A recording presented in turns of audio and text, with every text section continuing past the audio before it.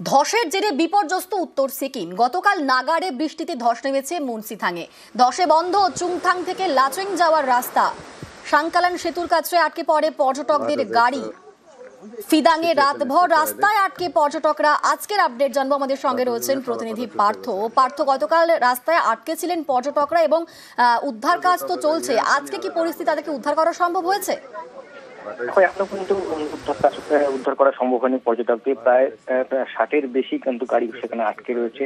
গতকাল যখন লাচেন থেকে গ্যাংটকের নাম ছিল, সেই সময় টানা বৃষ্টির জেরে মুন্সিথাং বলে একটি জায়গা রয়েছে, সেখানে ধস নামে এবং তার জেরেই সাংকালাং সেতুর উপরেই কিন্তু আটকে রাখা পর্যটকদের।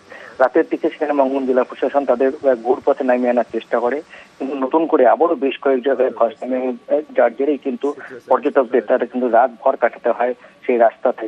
কেননা একাধিক জায়গায় রাস্তা ধসে গেছে এবং টানা বৃষ্টি চলে রাত ভর, এবং স্বাভাবিকভাবে দুশ্চিন্তার মধ্যে কাটাতে হয় পর্যটকদের।